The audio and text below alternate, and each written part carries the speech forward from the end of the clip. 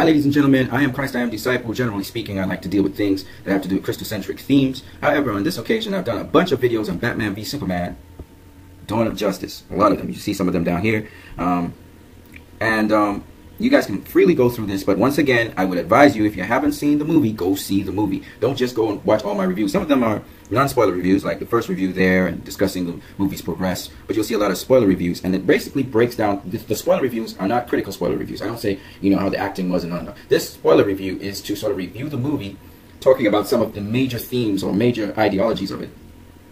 So that's what the spoiler review is really basically about. And then I go into some character breakdowns or character arcs of the different characters and how they were developed in the movie, because some of the critics say the characters weren't developed well, or they weren't developed at all, or there's very little development, and that's not true.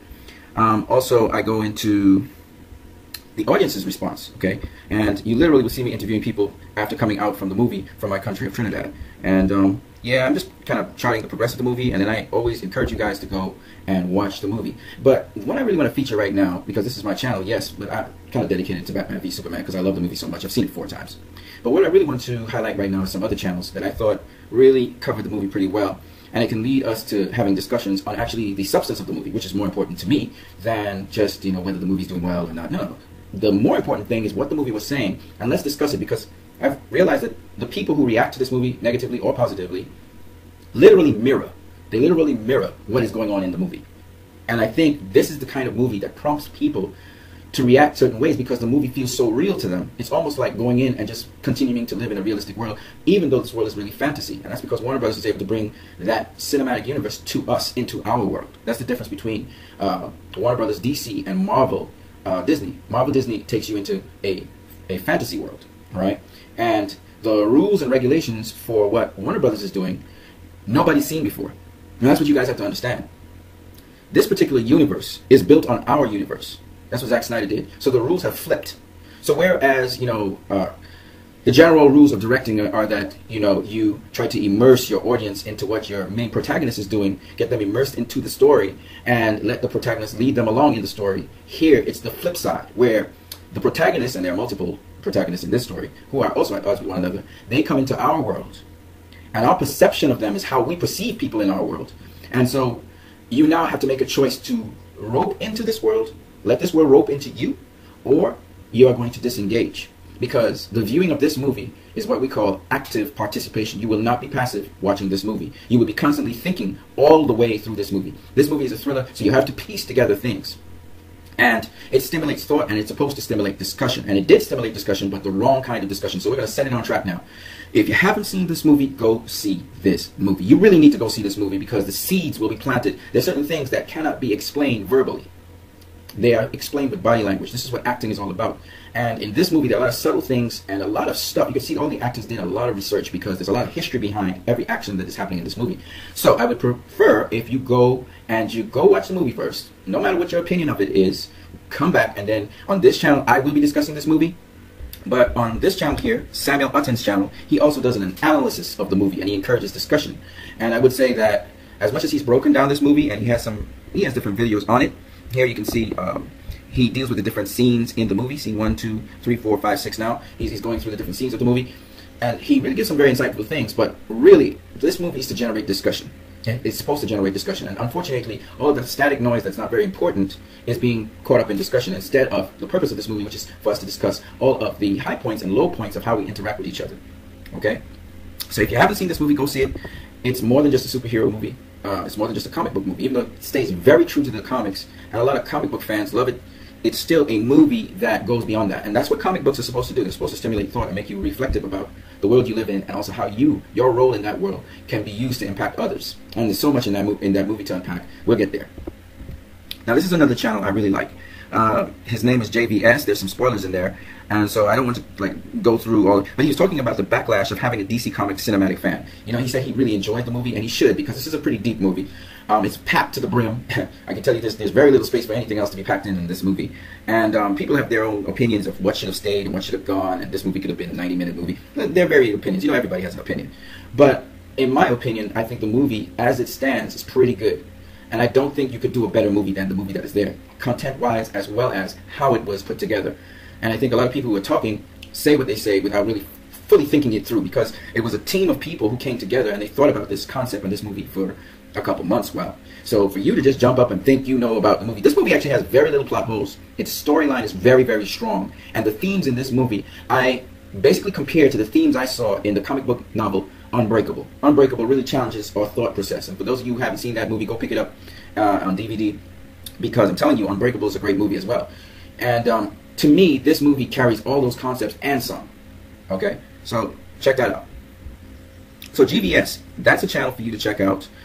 He talks about how he likes the movie and so on as a fan, though. He's not talking as a critic. But he also covers something else that Beyond the Trailer, if you don't know Beyond the Trailer, go check them out on YouTube. It's a lady. She also covers, which is that it seems as though fandom and some sort of agenda to hate on this movie was in play. And so it was to chop down this movie by all means necessary. I guess people had political agendas where they were gunning for Zack Snyder and they were gunning for Warner Brothers DC not to start the Justice League universe, the DC universe. They were trying for it to fail. Of course, now we know those attempts have failed. I mean, this movie's raked in over $720 million worldwide and still counting. And the point about it is this. I mean, Warner Brothers is very happy with what they're getting so far. I mean, they've made back their money. They know they've made back their money, okay?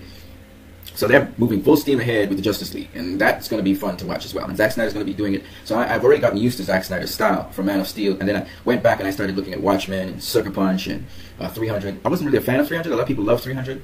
But I didn't really like it, but I can understand Zack Snyder's style. I can understand also what he was portraying in the movie.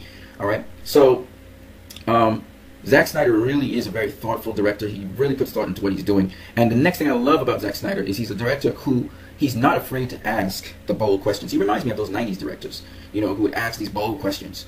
And he really puts it out there. He puts it out there so that the fans would know you're not just coming in a movie, you know, to be satiated. You know, your thirst and your, like, you know, those big fat people, no disrespect to fat people, but fat people who just eat. And they sample food and say what tastes good and what doesn't taste good. That's not what food is for. It's not just to eat, fill yourself, and then go use the toilet, and then do nothing else with yourself. Zack Snyder wants you to eat, and even if it's offensive, you eat something, and then it may be bitter in your mouth, but it turns out later on to be a blessing to other people because he's impacted your life with the movie. So he takes his job pretty seriously, I realize. And I like that, okay, about Zack Snyder. So JVS, that's the channel you should check out as well. Joseph Rojas, shout out to him. He had a really interesting breakdown on Batman v Superman. And again, I want you guys to go check that breakdown out. Flashback Comics. And Flashback Comics, Troy is the gentleman that will be speaking to you guys, and he basically gives you a little background into which comic lores this movie's pulled from, so you guys can also go and check that out, and that's non-spoiler, okay? The other guys I just talked about, Joseph Rojas, Samuel Utton, those are spoilers. So if you haven't seen the movie, then go see the movie first. And the other thing I want you guys to do, after you've seen the movie, do me a favor, go up on Rotten Tomatoes, write a review, and rate the movie. Go on Rotten Tomatoes, write a review, and rate the movie, okay?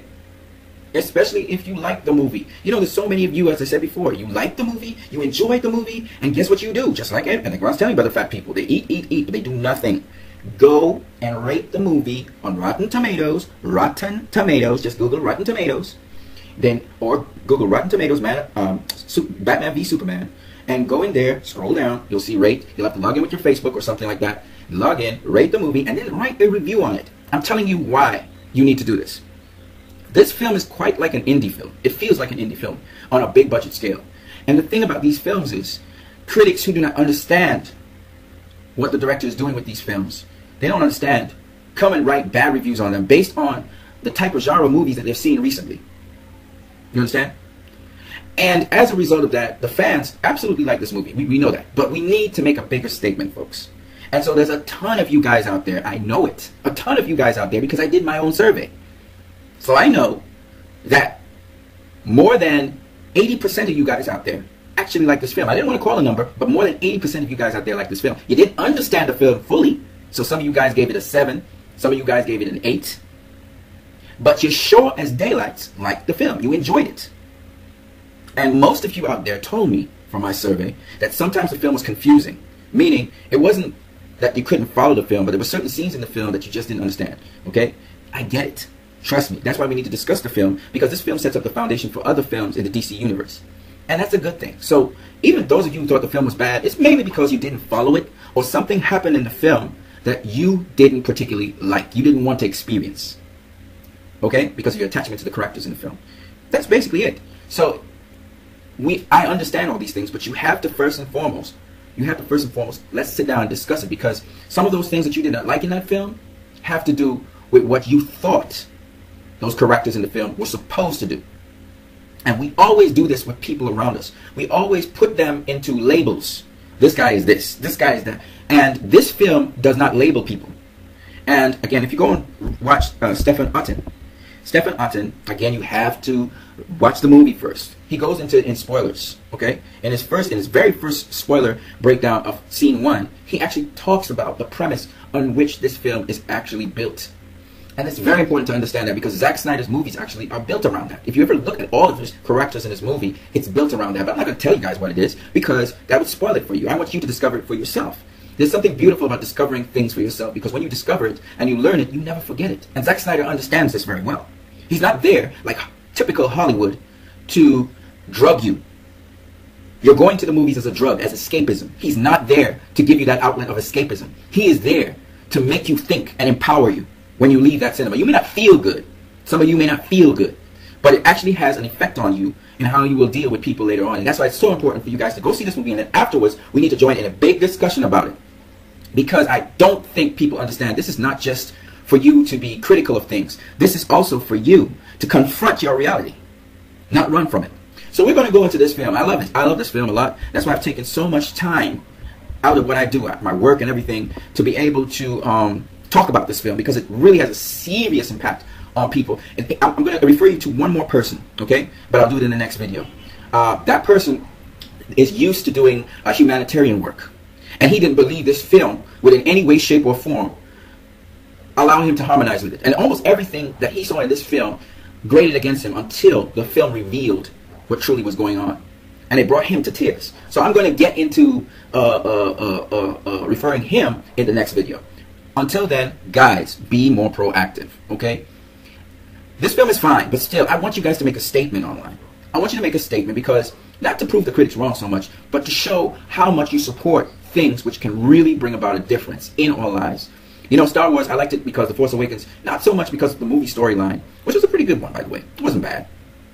But because of the fundraising that they were trying to do, humanitarian fundraising they were trying to do as the film was coming on.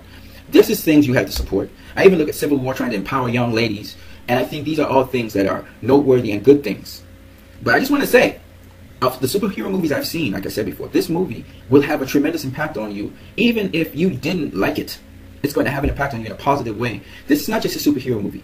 This movie covers some very serious themes and sub-themes that are reflective of our society today. So, on that note, I'm going to go and I'm going to publish up another video referring you to another channel or a couple other channels which I think you need to go see. But you must see the movie first. I'm telling you, this thing is kind of like a movement in a way, because when we really start to talk about this movie online, it's going to be great. And I hope all of you join in the discussion. So let's get to it. You guys, have an enjoyable one and go see the movie if you haven't. If you have seen the movie, don't forget to write a review, short one, and also rate the movie on Rotten Tomatoes. There's also Metacritic, and there's also IMDB. These are 3 places you can go and rate the movie. Why? Because people need to know definitively. There are people watching this, they'll be watching at the ratings to see how the audience really received this movie. They need to have a definitive answer by you. You need to definitively say, we like this kind of movie, we want to see more of it. So it's up to you guys. It's not just the box office, because people are thinking, oh, this movie really wasn't good. I'm listening to people make arguments that it wasn't good because critics said it was horrible, and that the fans' response to it was somewhat lukewarm. You guys need to really make a statement online about this. I want you guys to do that. Anyway, have a good one.